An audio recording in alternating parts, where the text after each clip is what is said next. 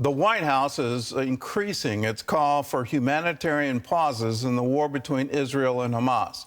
Secretary of State Antony Blinken is in Tel Aviv making the case today, and he could be facing a very tough sell. Blinken arrived as Israeli forces have made major progress, taking ground from Hamas in the battle against terrorism. Chris Mitchell brings us the story from Jerusalem. Intense fighting still raging in and around the Hamas stronghold of Gaza City. The Israeli military attacking with ground forces, artillery, and striking from the air. The chief of staff of the Israel Defense Forces says they're destroying Hamas's terror infrastructure. We're deepening the progress and ready to attack in other areas if necessary. We have thousands of more armaments and targets. We are ready for any deployment in any area. IDF forces, regular and reserve, are deployed in a wide and strong deployment in the north. Hamas's elaborate network of tunnels is one of the military's main concerns.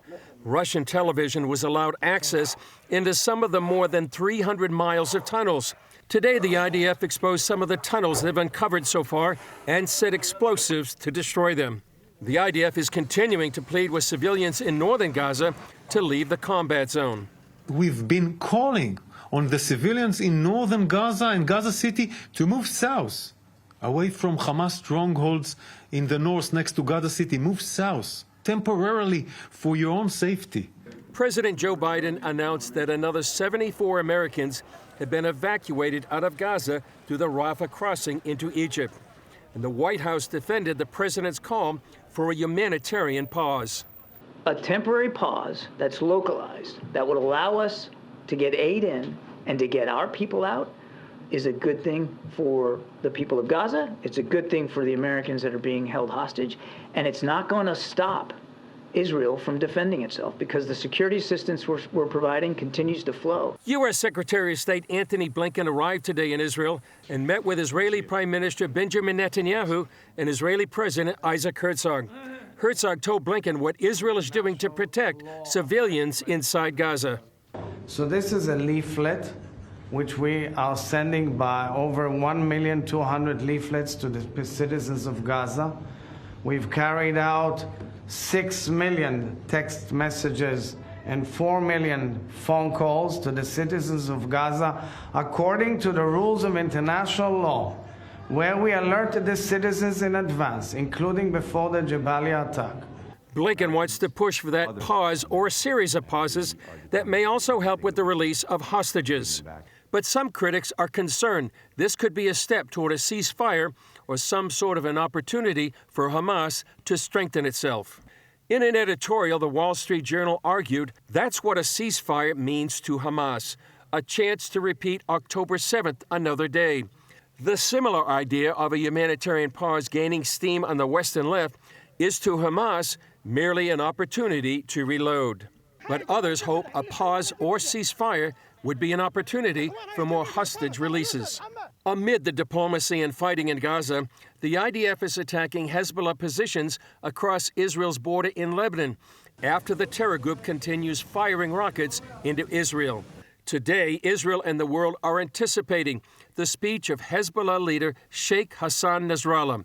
The U.S. says it hasn't seen any indication Hezbollah is set to join the fighting against Israel. But others are concerned that if Hezbollah does enter the conflict, that could lead to a regional war. Chris Mitchell, CBN News, Jerusalem. Well, concerns about a regional war could get worse after Hezbollah's leader's speech today. Chuck Holden joins us now from Israel's northern border. Tell us what's happening there. So, Chuck, there are reports of increased fighting between Hezbollah and the IDF in the past 24 hours. What kind of activity are you seeing? Yeah, that's right, Gordon. It has absolutely spiked since I got here about the time this rocket came in last night, about 5 p.m. And there were a barrage of rockets that came not from Hezbollah inside Lebanon, but from a Hamas faction inside Lebanon, which many people probably didn't even know existed. And that's the real concern here, is that in addition to Hezbollah, there are a lot of other factions that are congregating there in Lebanon and threatening to come in. We've seen militias coming out of Iraq that are, again, funded by Iran, and they're all sort of, we're talking about Pakistanis, Sudanese, people from Yemen, all over the place that are sort of congregating there, and we're waiting for this, we're waiting to find out what's going to happen if they're going to decide to attack or not. Now, this rocket came in and destroyed this storefront in a residential neighborhood. Hezbollah has rockets that are supposed to be precision guided. This definitely wasn't one of them. And the bottom line is that you never quite know where they're going to land out here when that alarm goes off. Gordon? Well, you've been talking to the IDF. What is their thinking? Do they think Hezbollah will open a new front? I can only say that the IDF is certainly prepared for that if it happens, because they have a tremendous number of troops arrayed all along the border here in the north and even along the Golan Heights into Syria. So whether or not they're attacking, the IDF is definitely going to be ready for it. And when they do send rockets this way, the IDF is responding in kind. And I've seen some really amazing fire missions of up to maybe 100 rounds going out. I got to see one of them as I was coming into town last night, and even follow the trail of the rocket all the way into Lebanon and watch it explode against the mountainside there. They have been taking out command centers and groups of Hezbollah troops that are moving toward the border, setting up firing positions, and they've been firing anti-tank guided missiles at Israeli positions inside Lebanon. So it is definitely hot here. If it wasn't for what's going on in Gaza, what we're seeing right here would be called a war all by itself. Well, it sounds like they're not just preparing, but they're actually firing. So, Chuck, on the northern border, please stay safe and keep that helmet on. Well, while Israel stands ready to deal with Hezbollah, the Israeli government is meeting with U.S. Secretary of State Antony Blinken about a humanitarian pause in the fighting with Hamas. With us now from Tel Aviv is Tal Heinrich. She's a spokesperson for the Office of the Prime Minister. So what's the Israeli government's position and reaction to these calls for a pause? You see, Gordon, good to see you. We are in lockstep with our American partners, with our best friends, the United States, in regards to the goals of our counteroffensive in Gaza, which is to eliminate the Hamas terrorist regime and to bring back the 242 hostages back. Just like our partners in the United States, we want to see humanitarian aid reaching the civilian population in Gaza. They do not deserve to suffer for Hamas's double war crime of targeting our population and also trying to maximize the civilian casualty on the Palestinian side. We don't want to see that. And we have facilitated and coordinated with international partners the transfer of humanitarian aid from the Rafah border crossing, as you know, between Egypt and Gaza into the Gaza Strip. We're talking about food, water, medical supplies that have been entering the Gaza Strip and reaching these safer havens that we have designated in the southwest of the Strip for the population of northern Gaza, where the heavy fighting is taking place. So humanitarian aid, and we're talking about dozens of trucks that have been entering the Gaza Strip daily, have been reaching there. But in terms of a pause, a cessation of activity, I can say that we've had such pauses in the past. When Hamas released 2 hostages and then 2 other hostages on different days, we had a cessation of activity because we wanted to facilitate their exit from the Gaza Strip. So once Hamas released more hostages, we can talk about more pauses of this kind. I have to congratulate you for being accurate on the Abraham Accords. I thought it was off the table in light of the war, but you were absolutely correct that it's still on the table and still vibrant. What can you tell us about progress for peace in the region? Well, it's not coincidental that we have been seeing this Hamas massacre and their launching of over 9,000 rockets at us right in the time period when Israel and Saudi Arabia, as we've said, we talked about it before, we're on the brink of a major diplomatic breakthrough of an historic peace agreement that would have changed the entire region. We're not losing hope, definitely not losing hope on that front. And the region will see this kind of peace at some point.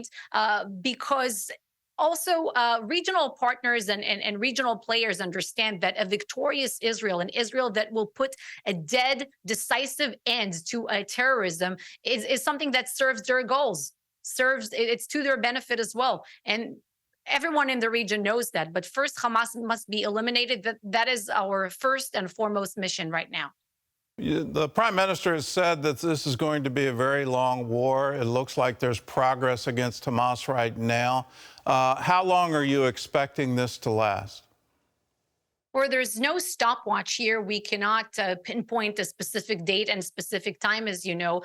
The goal is to eliminate the Hamas as a terrorist regime, and the military power should be eliminated, and also as a governance body in Gaza. We can accept this no longer. We will not tolerate this reality in which thousands of rockets are raining on Israeli territory from time to time. And now we're talking again about over 9,000.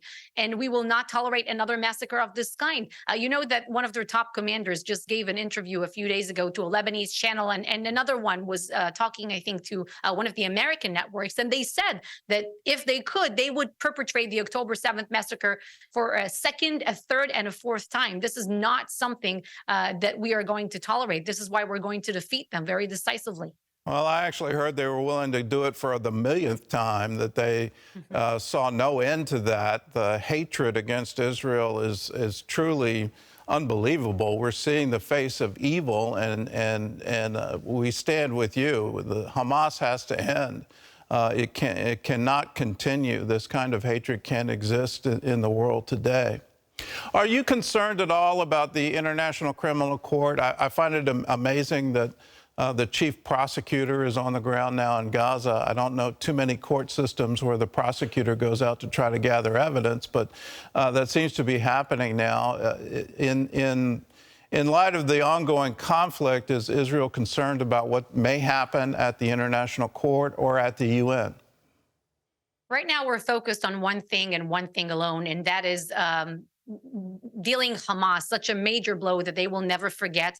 And once we're done with them, they will lack the military capabilities and the motivation to ever hurt us as they did. But Gordon, there's a built-in bias in the United Nations and double standard. And you're talking about the ICC, these international bodies against Israel. It's nothing new. It's very unfortunate and it's terrible, but it's nothing new. This is November 3rd now. Just yesterday, Iran, by the way, became the chair of the annual meeting of the UN Human Rights Council. How crazy is that? So these are the bodies that we're talking about. Bodies where countries like Syria carries the same weight as a country like Finland. That is obviously ridiculous. Right now we're focused on winning this war against Hamas, and the definition of winning will be the total elimination of their regime. But we will obviously deal with the diplomatic arena at the right time and place.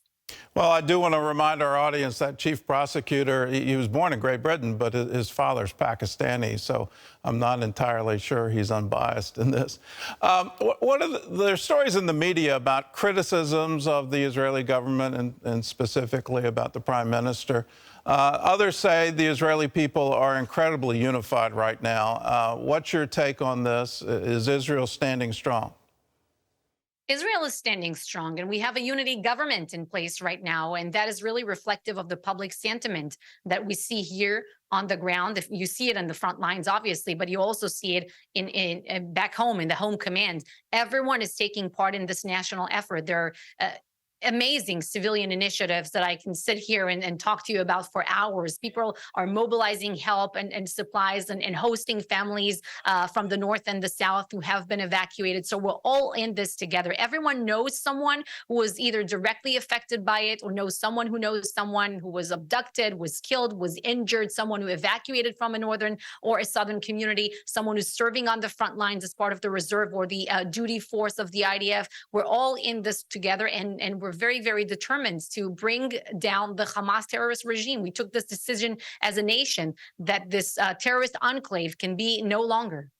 Well, our teams with CBN Israel are eyewitnesses to it. It's amazing how Israelis are responding, and they're giving so freely. They're mobilizing. They're taking care of all the evacuees. It's absolutely incredible to see. You truly are a light to the nations. We applaud you, and we stand with you. And all we ask for is that you would be strong and courageous. Don't be afraid. Don't be dismayed. We're with you in this battle. Tal, thank you, Gordon. We're very grateful. And just to remind the viewers that it's not only, Jewish Israelis taking part in the national effort, not only on the front lines, it's also Arab Israelis and Christians, and everyone here is together, Bedouins and Druze, and everyone understands that threat that we're dealing with. Well, Tal, thank you. Thank you for all that you're doing. Well, here at home, Congress passed a measure on aid for Israel last night. The vote came amid a growing split among Democratic politicians and voters for support for Israel. Some party members are criticizing the Israeli response, and they're calling for a ceasefire. Capitol Hill correspondent Matt Galka brings us that story from Washington. The warmongers are out, y'all. They are ready. They want to kill and not stop. It's pure insanity. Michigan Democrat and Congress's only Palestinian American, Rashida Tlaib's rhetoric and participation in this recent pro-Gaza rally at the Capitol has been met with swift backlash. Members of Tlaib's own party have pushed back against her stance, and an effort led by Republican Marjorie Taylor Greene to censure Tlaib failed this week. She's now also seeing attack ads in her congressional district, like this one from Democratic Majority for Israel. Her legislation will allow the terrorists to rearm themselves. Missouri Democrat Cori Bush, another squad member, has also spoken out against the Israeli response, posting on social media, "We can't be silent about Israel's ethnic cleansing campaign." Her own party leader, Hakeem Jeffries, rejected the accusation. Israel is not conducting an ethnic cleansing campaign. Israel is not engaged in genocide.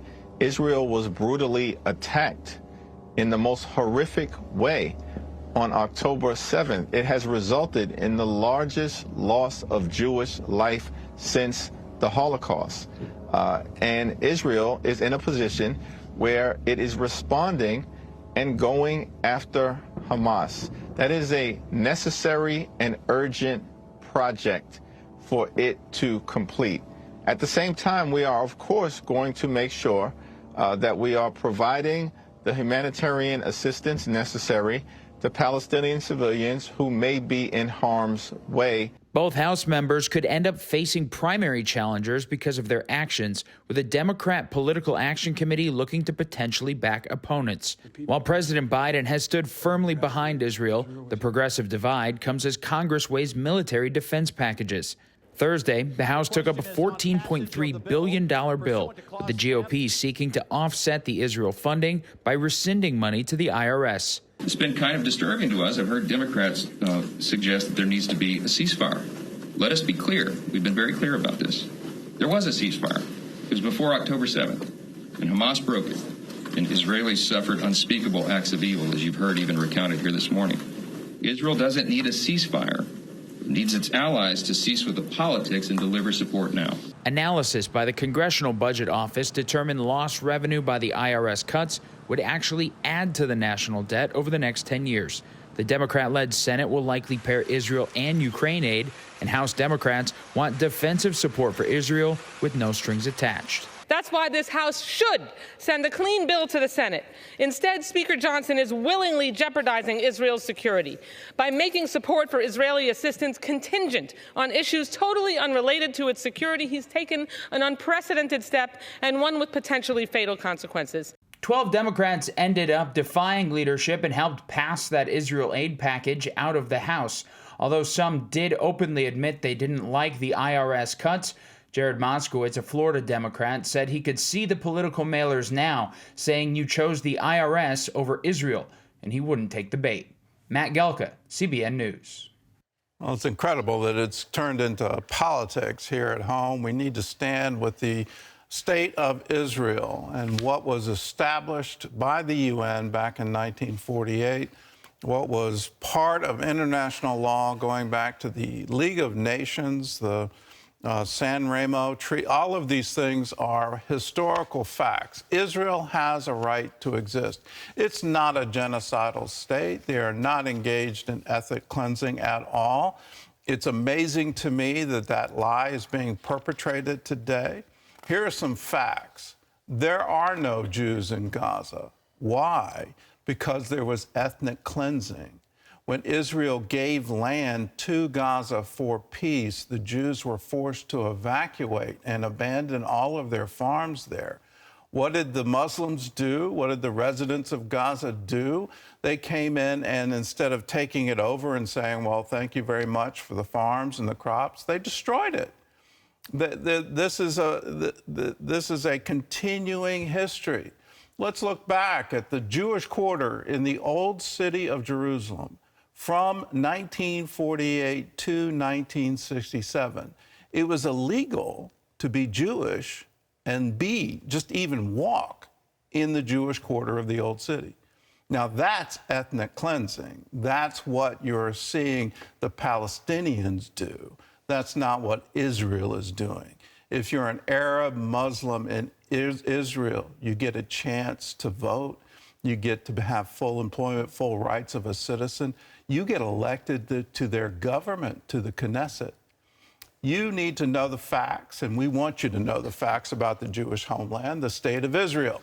You can own a DVD copy, receive instant streaming access of CBN's exclusive documentary, The Hope, the Rebirth of Israel. This film will take you on a journey through the 50 years that preceded the founding of the modern State of Israel. You'll see history unfold through the eyes of some of Israel's greatest visionaries and founders, including David Ben-Gurion and Golda Meir. All you have to do to get it is call us, 1-800-700-7000 for your copy of The Hope, the Rebirth of Israel. Is for a gift of any dollar amount. You can also visit our webpage, cbn.com/thehope.